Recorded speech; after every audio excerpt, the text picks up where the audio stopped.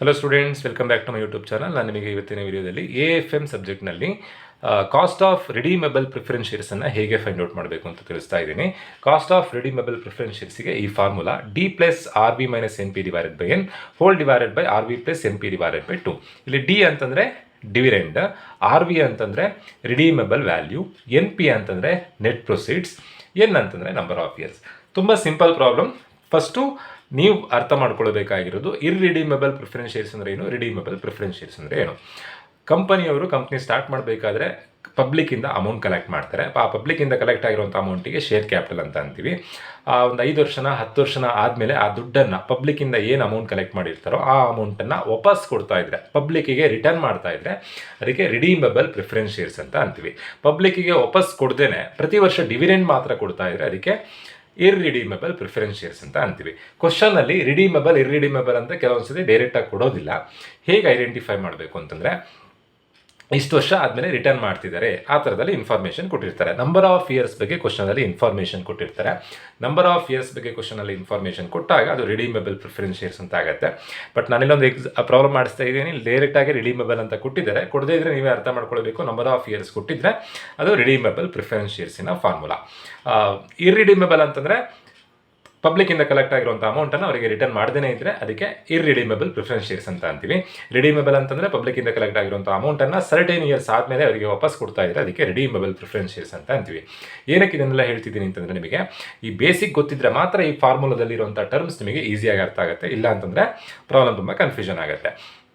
Question ಈ ಥರದಲ್ಲಿದೆ. Supreet limited issued 7,011% preference shares of 100 each, redeemable after 6 years at a premium of 4%. The cost of issue is 6 per share. Calculate the cost of preference shares if they are issued at ಪಾರ್ and premium. 2 case ಕೊಟ್ಟಿದ್ದಾರೆ. 2 ಕೇಸ್ನಲ್ಲಿ solution ಮಾಡಬೇಕು. First ಪಾರಿಗೆ solution ಮಾಡಬೇಕು, next ಪ್ರೀಮಿಯಮಿಗೆ solution ಮಾಡಬೇಕು. Solution ಮಾಡೋದಕ್ಕಿಂತ ಮುಂಚೆ ನಮಗಿಲ್ಲಿ D ಬೇಕು. ಡಿವಿಡೆಂಡನ್ನು ಫಸ್ಟ್ ಕ್ಯಾಲ್ಕುಲೇಷನ್ ಮಾಡ್ಕೊಳ್ಳೋಣ. ಡಿವಿಡೆಂಡ್ ಕ್ಯಾಲ್ಕುಲೇಷನ್ ಮಾಡೋದು ಹೇಗೆ ಅಂತಂದರೆ, ಕಂಪನಿಯಲ್ಲಿ ಎಷ್ಟು ಶೇರ್ಸ್ ಇದೆ ಅನ್ನೋದನ್ನು ಫಸ್ಟ್ ಬರ್ಕೊಳ್ಬೇಕು. ಕಂಪ್ನಿಯಲ್ಲಿರುವಂಥ ಶೇರ್ಸ್ ಎಷ್ಟು ಅಂತಂದರೆ, ಸುಪ್ರೀತ್ ಅನ್ನೋ ಕಂಪನಿಯವರು 7,000 ಶೇರ್ಸನ್ನು ಇಶ್ಯೂ ಮಾಡ್ತಾ ಇದ್ದಾರೆ.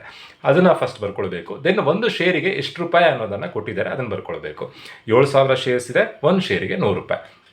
ದೆನ್ ಡಿವಿಡೆಂಡ್ ಕ್ಯಾಲ್ಕುಲೇಷನ್ ಮಾಡಬೇಕಾದ್ರೆ ಯಾವಾಗಲೂ ಪರ್ಸಂಟೇಜ್ ಕೊಟ್ಟಿರ್ತಾರೆ. ಪ್ರಿಫರೆನ್ಸ್ ಶೇರ್ಸ್ ಪಕ್ಕದಲ್ಲೇ ಪರ್ಸಂಟೇಜ್ ಕೊಟ್ಟಿರ್ತಾರೆ. ಆ ಪರ್ಸಂಟೇಜನ್ನು ಮಲ್ಟಿಪ್ಲೈ ಮಾಡಿದ್ರೆ ನಮಗೆ ಡಿವಿಡೆಂಡ್ ಸಿಗುತ್ತೆ. ಕಂಪ್ನಿಲಿ 7,000 ಶೇರ್ಸ್ ಇದೆ, ಒಂದು ಶೇರಿನ ಬೆಲೆ 100 ರೂಪಾಯಿ. ಪ್ರತಿ ವರ್ಷ 11% ಡಿವಿಡೆಂಡನ್ನು ಕೊಡ್ತಾ ಇದ್ದಾರೆ. ಅಲ್ಲಿಗೆ 7,000 × 100 × 11% ಮಾಡಿದಾಗ ಡಿವಿಡೆಂಡ್ ಸಿಗುತ್ತೆ. 7,000 × 100 × 11% ಮಾಡಿದಾಗ 77,000 ಆಗುತ್ತೆ. 7,000 × 100 × 11% ಅಂದರೆ ಪ್ರತಿ ವರ್ಷ 77,000 ರೂಪಾಯಿ ಡಿವಿಡೆಂಡನ್ನು ಕಂಪನಿಯವರು ಕೊಡಬೇಕು. ಕೆಲವೊಂದು ಪ್ರಾಬ್ಲಮ್ನಲ್ಲಿ ಹೀಗೆ ನಂಬರ್ ಆಫ್ ಶೇರ್ಸ್ ಮತ್ತು ಪ್ರೈಸ್ ಪರ್ ಶೇರನ್ನು ಕೊಟ್ಟಿರಲ್ಲ. ಇನ್ಸ್ಟೆಡ್ ಆಫ್ ದಟ್ ಹೇಗೆ ಕೊಟ್ಟಿರ್ತಾರೆ ಅಂತಂದರೆ, Supreet limited issued ₹7 lakh preference shares of 7 lakh 11% preference shares ಅಂತ ಕೊಟ್ಟಿರ್ತಾರೆ. ಡೈರೆಕ್ಟಾಗಿ ಅಮೌಂಟ್ ಅವರೇ ಕೊಟ್ಟಿರ್ತಾರೆ. ಡೈರೆಕ್ಟಾಗಿ ಅಮೌಂಟ್ ಅವರೇ ಕೊಟ್ಟಾಗ ಆ ಅಮೌಂಟಿಗೆ ಈ ಪರ್ಸಂಟೇಜನ್ನು ಮಲ್ಟಿಪ್ಲೈ ಮಾಡಿದ್ರೆ ಆಯ್ತು. ಫಾರ್ ಎಕ್ಸಾಂಪಲ್ ಇದೇ ಪ್ರಾಬ್ಲಮಲ್ಲಿ ಹೇಳಬೇಕು ಅಂತಾದರೆ, 7,000 ಶೇರ್ ಕೊಡ್ತಾ ಇದ್ದಾರೆ, ಒಂದು ಶೇರಿನ ಬೆಲೆ 100 ರೂಪಾಯಿ. ಹೀಗೆ ಕೊಡೋ ಬದಲು ಟೋಟಲ್ ಆಗಿ 7 ಲಕ್ಷ ರೂಪಾಯಿದು ಶೇರ್ಸ್ ಕೊಡ್ತಿದ್ದಾರೆ. ಹೀಗೇನಾದರೂ ಕೊಟ್ಟಿದ್ರೆ ಡೈರೆಕ್ಟಾಗಿ 7 ಲಕ್ಷ × 11% ಮಾಡಿದ್ರೆ ಡಿವಿಡೆಂಡ್ ಸಿಗುತ್ತೆ. ಸೊ ಡಿವಿಡೆಂಡ್ ಗೊತ್ತಾಯಿತು. ಏನು ಕ್ವಶನಲ್ಲಿ ಅವರೇ ಕೊಟ್ಟಿದ್ದಾರೆ. ಈ ಕಂಪನಿಯವರು, ಸುಪ್ರೀತ್ ಅನ್ನೋ ಕಂಪನಿಯವರು ಪಬ್ಲಿಕ್ಕಿಂದ ತೊಗೊಂಡಿರೋವಂಥ ಅಮೌಂಟನ್ನು, ಪಬ್ಲಿಕ್ಕಿಂದ ಎಷ್ಟು ಅಮೌಂಟ್ ತೊಗೊಂಡಿದ್ದಾರೆ, 7,000 × 100. 7,000 × 100 ಅಂತಂದರೆ 7 ಲಕ್ಷ ರೂಪಾಯಿ ಅಮೌಂಟ್ ತೊಗೊಂಡಿದ್ದಾರೆ. ಆ 7 ಲಕ್ಷ ರೂಪಾಯಿನ 6 ವರ್ಷ ಆದಮೇಲೆ ವಾಪಸ್ ಕೊಡ್ತಿದ್ದಾರಂತೆ. So N = 6 years. ಕ್ವಶನಲ್ಲೇ ಕೊಟ್ಟಿದ್ದಾರೆ ನಂಬರ್ ಆಫ್ ಇಯರ್ಸ್. 6 ವರ್ಷ ಆದಮೇಲೆ ವಾಪಸ್ ಕೊಡ್ತಾ ಇದ್ದಾರೆ, 6 years. ದೆನ್ RV ಅಂತಂದರೆ ರಿಡೀಮಬಲ್ ವ್ಯಾಲ್ಯೂ. ಪಬ್ಲಿಕ್ಕಿಂದ ತಗೊಂಡಿರೋಂಥ ಅಮೌಂಟನ್ನು ಪಬ್ಲಿಕ್ಕಿಗೆ ವಾಪಸ್ ಕೊಡಬೇಕು. ವಾಪಸ್ ಕೊಡಬೇಕಾದ್ರೆ, ರಿಟರ್ನ್ ಮಾಡಬೇಕಾದ್ರೆ ಎಷ್ಟು ಅಮೌಂಟು ಕೊಡ್ತಾ ಇದ್ದಾರೆ ಅದನ್ನು ನಾವಿಲ್ಲಿ ಬರ್ಕೊಳ್ಬೇಕು. ಫಸ್ಟು ಪಬ್ಲಿಕ್ಕಿಂದ ಕಲೆಕ್ಟ್ ಆಗಿರುವಂಥ ಅಮೌಂಟನ್ನು ಫಸ್ಟ್ ಬರ್ಕೊಳ್ಳೋಣ. ಪಬ್ಲಿಕ್ಕಿಂದ ಕಲೆಕ್ಟ್ ಆಗಿರುವಂಥ ಅಮೌಂಟ್ ಎಷ್ಟು, 7,000 ಶೇರ್ಸನ್ನು ಇಶ್ಯೂ ಮಾಡ್ತಾ ಇದ್ದಾರೆ, ಒಂದು ಶೇರಿಗೆ 100 ರೂಪಾಯಿ. ಅಲ್ಲಿಗೆ ಪಬ್ಲಿಕ್ಕಿಂದ 7 ಲಕ್ಷ ರೂಪಾಯಿ ಕಲೆಕ್ಟ್ ಮಾಡಿದರು. ಈಗ ವಾಪಸ್ ಕೊಡಬೇಕು ಕಂಪನಿಯವರು. ವಾಪಸ್ ಕೊಡಬೇಕಾದ್ರೆ ನೆನ್ಪಿಟ್ಕೊಳ್ಳಿ, ಯಾವಾಗಲೂ ಕಂಪನಿಯವರು ತೊಗೊಂಡಿರೋವಂಥ ದುಡ್ಡನ್ನು ರಿಟರ್ನ್ ಮಾಡಬೇಕಾದ್ರೆ ತೊಗೊಂಡಿರೋಷ್ಟು ಅಮೌಂಟನ್ನು ರಿಟರ್ನ್ ಮಾಡಲೇಬೇಕು. ಅದಕ್ಕಿಂತ ಜಾಸ್ತಿ ಬೇಕಾದರೂ ರಿಟರ್ನ್ ಮಾಡ್ಬೋದು, ಬಟ್ ಕಮ್ಮಿ ರಿಟರ್ನ್ ಮಾಡಲಿಕ್ಕಿಲ್ಲ. ಕ್ವಶನಲ್ಲಿ ರಿಡೀಮೇಬಲ್ ವ್ಯಾಲ್ಯೂ ಕೊಟ್ಟಿಲ್ಲ ಅಂತಂದರೆ ಎಷ್ಟು ಅಮೌಂಟ್ ಕಲೆಕ್ಟ್ ಮಾಡಿದಾರೋ ಅಷ್ಟೇ ಅಮೌಂಟೇ ಬರ್ಕೊಳ್ಬೇಕು. ಕಲೆಕ್ಟ್ ಮಾಡಿರುವಂಥ ಅಮೌಂಟ್ ಎಷ್ಟು 7 lakh, ಅಷ್ಟೇ ಅಮೌಂಟೇ ಬರ್ಕೊಳ್ಬೇಕು. ಬಟ್ ಈ ಪ್ರಾಬ್ಲಮಲ್ಲಿ ಕೊಟ್ಟಿದ್ದಾರೆ redeemable after 6 years at a premium of 4%. ತಗೊಂಡಿರುವಂಥ ಅಮೌಂಟಿಗೆ 4% ಎಕ್ಸ್ಟ್ರಾ ಕೊಡ್ತಾ ಇದ್ದಾರೆ. ನಮಗೆ ನೀಡಿದ್ದಾಗ ನಮಗೆ ಪಬ್ಲಿಕ್ ಅವರು ಅಮೌಂಟ್ ಕೊಟ್ಟಿದ್ದಾರೆ, ಹಾಗಾಗಿ ನಾವೀಗ ಅವರಿಗೆ ರಿಟರ್ನ್ ಮಾಡಬೇಕಾದ್ರೆ 4% ಜಾಸ್ತಿ ಕೊಡೋಣ ಅಂತ ಕಂಪನಿಯವರು ಅಂದ್ಕೊಂಡಿದ್ದಾರೆ. ಬಟ್ ಇಲ್ಲಿ ಡಿಸ್ಕೌಂಟ್ ಅಂತ ಯಾವುದೇ ಕಾರಣಕ್ಕೂ ಪ್ರಾಬ್ಲಮ್ನಲ್ಲಿ ಕೊಡಲ್ಲ. ಯಾಕೆ ಅಂತಂದರೆ ತಗೊಂಡಿರೋಂಥ ಅಮೌಂಟಿಗೆ ತಗೊಂಡಿರೋಷ್ಟೇ ಅಮೌಂಟನ್ನು ರಿಟರ್ನ್ ಕೊಡಬೇಕು. ಜಾಸ್ತಿ ಕೊಟ್ಟರು ಆಗುತ್ತೆ, ಬಟ್ ಕಮ್ಮಿ ಕೊಟ್ಟರೆ ಶೇರ್ ಹೋಲ್ಡರ್ಸ್ ಅಕ್ಸೆಪ್ಟ್ ಮಾಡಲ್ಲ. ಸೊ ಹಾಗಾಗಿ ರಿಡೀಮಬಲ್ ವ್ಯಾಲ್ಯೂಯಲ್ಲಿ ಡಿಸ್ಕೌಂಟ್ ಬರೋದಿಲ್ಲ. ಪ್ರೀಮಿಯಂ 4% ಜಾಸ್ತಿ ಅಮೌಂಟ್ ಕೊಡ್ತಾ ಇದ್ದಾರೆ. So 7 lakh plus 4%. ಏನಕ್ಕೆ ಪ್ಲಸ್? ಪ್ರೀಮಿಯಂ ಅಂದರೆ ಜಾಸ್ತಿ ಅಮೌಂಟ್ ಕೊಡ್ತಿದ್ದಾರೆ. ಸೊ ಪ್ಲಸ್ ಎಷ್ಟು ಪರ್ಸೆಂಟೇಜ್ ಪ್ರೀಮಿಯಂ? 4% ಪ್ರೀಮಿಯಂ. ಸಿಂಪ್ಲಿಫೈ ಮಾಡಿದಾಗ 7 lakh 28,000 ಜಾಸ್ತಿ ಅಂದರೆ 7,28,000 ಆಗುತ್ತೆ. 7 lakh ಪ್ಲಸ್ 4%, 7,28,000 ಆಯಿತು. ನೆಕ್ಸ್ಟ್ ನೀವು ಫೈಂಡ್ ಔಟ್ ಮಾಡಬೇಕಾಗಿರೋದು NP. ನೋಡಿ, RV ರಿಡೀಮಬಲ್ ವ್ಯಾಲ್ಯೂ ಅಂತಂದರೆ ಪಬ್ಲಿಕ್ಕಿಗೆ ಎಷ್ಟು ರಿಟರ್ನ್ ಮಾಡ್ತಾ ಇದ್ದಾರೆ. NP ಅಂತಂದರೆ ಪಬ್ಲಿಕ್ಕಿಂದ ಎಷ್ಟು ಅಮೌಂಟ್ ಕಲೆಕ್ಟ್ ಆಗಿತ್ತು. ಈಗ ಇಲ್ಲಿ 2 ಕೇಸ್ ಇದೆ, ಪಾರ್ ಇದೆ, ಪ್ರೀಮಿಯಂ ಇದೆ. ಎರಡಕ್ಕೂ ಬೇರೆ ಬೇರೆ ಆನ್ಸರ್ ಬರುತ್ತೆ. ಫಸ್ಟು ನಾನಿಲ್ಲಿ ಪಾರಿಗೆ ಸೊಲ್ಯೂಷನ್ ಮಾಡ್ತಾ ಇದ್ದೀನಿ. ಎಟ್ ಪಾರಿಗೆ ಸೊಲ್ಯೂಷನ್ ಹೇಗೆ ಅಂತಂದರೆ ಫಸ್ಟು NPಯನ್ನು ಫೈಂಡ್ ಔಟ್ ಮಾಡ್ಕೊಳ್ಬೇಕು. D ಮತ್ತು RV ಎಲ್ಲ ಕೇಸಿಗೂ ಸೇಮ್. ಪಾರ್ ಇದ್ದರೂ ಅದೇ ಥರನೇ, ಪ್ರೀಮಿಯಂ ಇದ್ದರೂ ಅದೇ ಥರನೇ, ಡಿಸ್ಕೌಂಟ್ ಇದ್ದರೂ ಅದೇ ಥರನೇ. ನಿಮಗೆ ಈಗ ಡೌಟ್ ಬರುತ್ತೆ, ಇಲ್ಲೊಂದು ಪ್ರೀಮಿಯಂ ಇದೆ, ಇಲ್ಲೊಂದು ಪ್ರೀಮಿಯಂ ಇದೆ. ಈ ಎರಡೆರಡು ಪ್ರೀಮಿಯಂ ಏನಿದು? ಫಸ್ಟ್ ನೋಡಿ, ಇಲ್ಲಿ ಕೊಟ್ಟಿರುವಂಥದ್ದು ರಿಟರ್ನ್ ಆಗಬೇಕಾದ್ರೆ ಜಾಸ್ತಿ ಅಮೌಂಟನ್ನು ಪಬ್ಲಿಕ್ಕಿಗೆ ಕೊಡ್ತಾ ಇದ್ದಾರೆ. ಇಲ್ಲಿ ಇಫ್ ದೇ ಆರ್ ಇಶ್ಯೂಡ್ ಎಟ್ ಪಾರ್ ಆ್ಯಂಡ್ ಪ್ರೀಮಿಯಂ ಅಂತ ಕೊಟ್ಟಿದ್ದಾರಲ್ವಾ, ಇದು ಪಬ್ಲಿಕ್ಕಿಂದ ಸ್ಟಾರ್ಟಿಂಗ್ನಲ್ಲಿ ಕಂಪ್ನಿ ಸ್ಟಾರ್ಟ್ ಆದಾಗ ಏನು ಅಮೌಂಟ್ ಕಲೆಕ್ಟ್ ಮಾಡ್ತಾ ಇದ್ರೋ ಆ ಅಮೌಂಟನ್ನು ಪಾರ್ ಅಂತಂದರೆ 100 ರೂಪಾಯಿ ಬೆಲೆ ಇದೆ, 100 ರೂಪಾಯಿನೇ ಕಲೆಕ್ಟ್ ಮಾಡಿದ್ರೆ ಕಾಸ್ಟ್ ಎಷ್ಟಾಗುತ್ತೆ, 100ಕ್ಕಿಂತ 6% ಜಾಸ್ತಿ ಬೆಲೆ ಕಲೆಕ್ಟ್ ಮಾಡಿದ್ರೆ ಅಮೌಂಟ್ ಏನಾಗುತ್ತೆ, ಕಾಸ್ಟ್ ಎಷ್ಟಾಗುತ್ತೆ ಅನ್ನೋದನ್ನು ಫೈಂಡ್ ಔಟ್ ಮಾಡೋದು. ಇಲ್ಲಿ ಲಾಸ್ಟಿಗೆ ಕೊಟ್ಟಿರುವಂಥದ್ದು ಕಲೆಕ್ಟ್ ಮಾಡಬೇಕಾದ್ರೆ ಸ್ಟಾರ್ಟಿಂಗ್ನಲ್ಲಿ ಇನಿಷಿಯಲ್ ಸ್ಟೇಜ್ನಲ್ಲಿ ಕಲೆಕ್ಟ್ ಮಾಡಬೇಕಾದ್ರೆ ಇರುವಂಥ ಪಾರ್ ಮತ್ತು premium. Redeemable after 6 years at A premium ಅಂತಂದರೆ ರಿಟರ್ನ್ ಮಾಡಬೇಕಾದ್ರೆ ಜಾಸ್ತಿ ಕೊಟ್ಟಿರುವಂಥ ಪರ್ಸೆಂಟೇಜ್. ಕನ್ಫ್ಯೂಷನ್ ಮಾಡ್ಕೊಳ್ಬಿಡಿ. ನಾವಿಲ್ಲಿ ರಿಡೀಮಬಲ್ ವ್ಯಾಲ್ಯೂಗೆ ರಿಡೀಮಬಲ್ ಅಂತ ಏನು ಪರ್ಸೆಂಟೇಜ್ ಕೊಟ್ಟಿರ್ತಾರೋ ಆ ಪರ್ಸೆಂಟೇಜ್ ಕನ್ಸಿಡರ್ ಮಾಡಬೇಕು. NPಗೆ ಲಾಸ್ಟಿಗೆ ಕೊಟ್ಟಿರುವಂಥ ಪರ್ಸೆಂಟೇಜನ್ನು ಕನ್ಸಿಡರ್ ಮಾಡಬೇಕು. ನೆಟ್ ಪ್ರೊಸೀಡ್ಸ್ ಫೈಂಡ್ ಔಟ್ ಮಾಡೋದು ಹೇಗೆ ಅಂತಂದರೆ, ನೆಟ್ ಪ್ರೊಸೀಡ್ಸ್ ಫೈಂಡ್ ಔಟ್ ಮಾಡೋದು ಈಸಿ. ಪಬ್ಲಿಕ್ಕಿಂದ ಎಷ್ಟು ಅಮೌಂಟು ಕಲೆಕ್ಟ್ ಆಗಿದೆ ಅದನ್ನು ಬರ್ಕೊಳ್ಬೇಕು. ಪಬ್ಲಿಕ್ಕಿಂದ ಕಲೆಕ್ಟ್ ಆಗಿರುವಂಥ ಅಮೌಂಟ್ ಎಷ್ಟು? 7,000 ಶೇರ್ಸ್ ಇಂಟು ಒಂದು ಶೇರಿನ ಬೆಲೆ ಎಷ್ಟು? 100. ಪಾರ್ ಅಂತಂದರೆ ಅದೇ ಬೆಲೆಗೆ ಕಲೆಕ್ಟ್ ಮಾಡ್ತಾ ಇದ್ದಾರೆ. ಏನು ಪ್ರೈಸ್ ಇತ್ತು ಅದೇ ಪ್ರೈಸಿಗೆ ಕಲೆಕ್ಟ್ ಮಾಡ್ತಿದ್ದಾರೆ. ಎಷ್ಟು ಪ್ರೈಸ್ ಇಟ್ಟಿದ್ರು? 100 rupees. ಪ್ರೀಮಿಯಂ ಅಂದರೆ ಈ 100ಕ್ಕಿಂತ ಜಾಸ್ತಿ, ಡಿಸ್ಕೌಂಟ್ ಅಂತಂದರೆ 100ಕ್ಕಿಂತ ಕಮ್ಮಿ. ಈಗ ಫಸ್ಟ್ ಕೇಸ್ ಪಾರ್ ಅಂತ ಕೊಟ್ಟಿರೋದ್ರಿಂದ 7,000 ಇಂಟು 100, 7,000 ಇಂಟು 100 ಮಾಡಿದಾಗ 7 lakh ಆಯಿತು. ಈ 7 lakhನಲ್ಲಿ ಏನಾದರೂ ಎಕ್ಸ್ಪೆನ್ಸಸ್ ಆಗ್ತಾ ಇದ್ರೆ ಕಂಪನಿಗೆ, ಆ ಎಕ್ಸ್ಪೆನ್ಸಸನ್ನು ನಾವು ಲೆಸ್ ಮಾಡಿ ಬರೀಬೇಕು. ಈ ಪ್ರಾಬ್ಲಮಲ್ಲಿ ಕೊಟ್ಟಿದ್ದಾರೆ the cost of issue is 6 per share. ಸ್ಟಾರ್ಟಿಂಗ್ನಲ್ಲಿ ಅಮೌಂಟನ್ನು ಕಲೆಕ್ಟ್ ಮಾಡಬೇಕಾದ್ರೆ, ಒಂದು ಶೇರಿಗೆ ಇಶ್ಯೂ ಮಾಡಬೇಕಾದ್ರೆ, ಶೇರ್ಸನ್ನು ಇಶ್ಯೂ ಮಾಡಿ ಪಬ್ಲಿಕ್ಕಿಂದ ಅಮೌಂಟನ್ನು ಕಲೆಕ್ಟ್ ಮಾಡಬೇಕಾದ್ರೆ ಒಂದು ಶೇರಿಗೆ 6 ರೂಪಾಯಿ ಖರ್ಚಾಗ್ತಾ ಇದೆ. ಟೋಟಲ್ ಆಗಿ ಇರುವಂಥ ಶೇರ್ಸ್ ಎಷ್ಟು? 7,000 ಶೇರ್ಸ್ ಇದೆ. ಇಂಟು ಒಂದು ಶೇರಿಗೆ 6 ರೂಪಾಯಿ ಖರ್ಚಾಗ್ತಾ ಇದೆ. ಅಲ್ಲಿಗೆ 7 ಲಕ್ಷದಲ್ಲಿ 42,000, 7 42,000 ರೂಪಾಯಿ ಖರ್ಚಾಗಿದೆ. ಲೆಸ್ ಮಾಡಿ ಬರೆದ್ರೆ ಆಯಿತು. 7 lakh ಮೈನಸ್ 42,000 ಬರುವಂಥ ಆನ್ಸರ್ 6,58,000.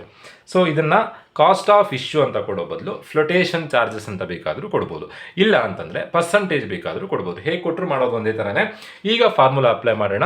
ಫಾರ್ಮುಲಾ ಏನು ಅಂತಂದರೆ KP equals D plus RV minus NP divided by N ಅಂತಂದರೆ number of years, hole divided by RV plus NP divided by 2.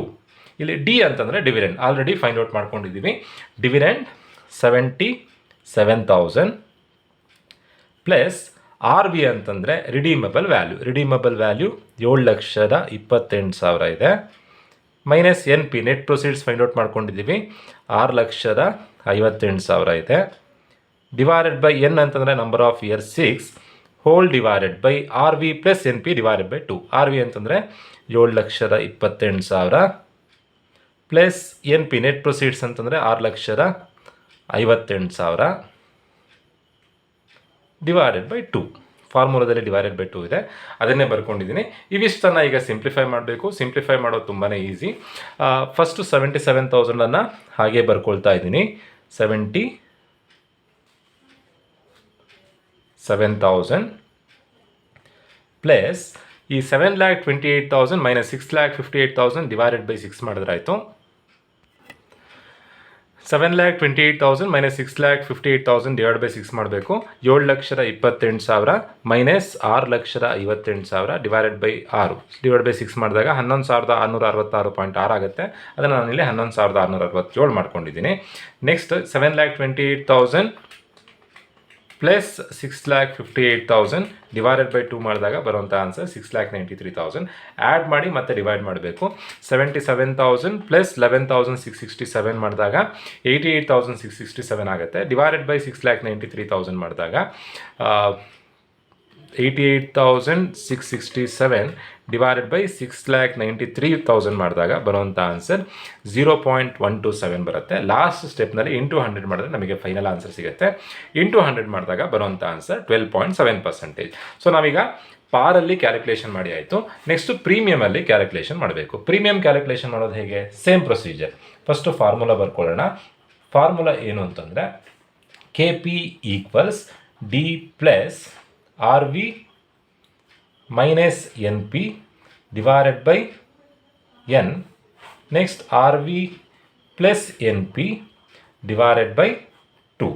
So first ನಾವಿಲ್ಲಿ NP ಕ್ಯಾಲ್ಕುಲೇಷನ್ ಮಾಡ್ಕೊಳ್ಬೇಕು. ಉಳಿದಿದ್ದೆಲ್ಲ ಸೇಮ್. D ಅಗೈನ್ ಕ್ಯಾಲ್ಕುಲೇಷನ್ ಮಾಡುವಂಥ ಅವಶ್ಯಕತೆ ಇಲ್ಲ. D already calculation ಮಾಡ್ಕೊಂಡಿದ್ದೀವಿ.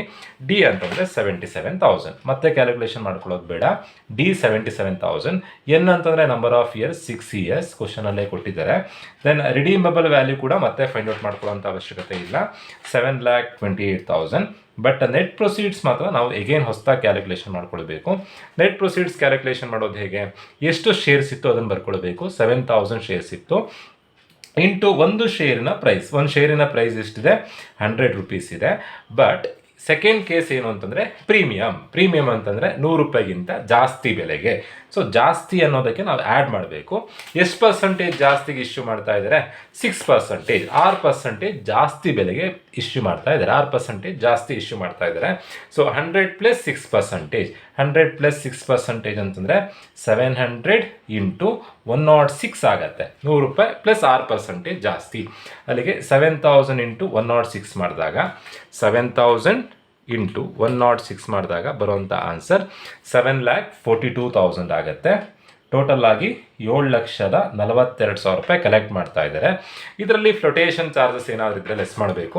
Flotation charges ಒಂದು ಶೇರಿಗೆ 6 ರೂಪಾಯಿ ಕೊಟ್ಟಿದ್ದಾರೆ. ಅಲ್ಲಿಗೆ 7,000 ಶೇರಿಗೆ 7 42,000 ಆಲ್ರೆಡಿ ಮಾಡ್ಕೊಂಡಿದ್ದೀವಿ. ಅದೇ 42,000 ಇಲ್ಲಿ ಲೆಸ್ ಮಾಡಬೇಕು. 42,000 ಲೆಸ್ ಮಾಡಿದಾಗ ನೆಟ್ ಪ್ರೊಸೀಡ್ಸ್ 7 ಲಕ್ಷ ಆಗುತ್ತೆ. ದೆನ್ ಸಿಂಪ್ಲಿಫೈ ಮಾಡಿದ್ರೆ ಆಯಿತು. ಸಿಂಪ್ಲಿಫೈ ಹೇಗೆ ಮಾಡಬೇಕು?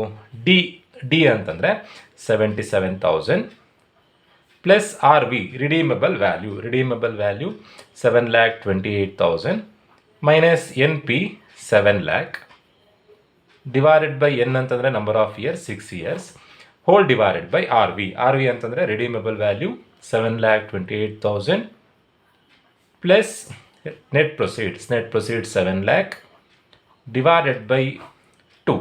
ಇವಿಷ್ಟನ್ನು ಸಿಂಪ್ಲಿಫೈ ಮಾಡಿದಾಗ ಏನು ಆನ್ಸರ್ ಬರುತ್ತೆ ಅನ್ನೋದನ್ನು ನನಗೆ ಕಮೆಂಟ್ ಸೆಕ್ಷನಲ್ಲಿ ನೀವೇ ಸೊಲ್ಯೂಷನ್ ಮಾಡಿ ತಿಳಿಸ್ಬೇಕು. ಹೋಪ್ ಎಲ್ರಿಗೂ ವಿಡಿಯೋ ಅರ್ಥ ಆಗಿದೆ ಅಂತ ಅಂದ್ಕೊಳ್ತಾ ವಿಡಿಯೋ ಮುಗಿಸ್ತಾ ಇದ್ದೀನಿ. Thank you.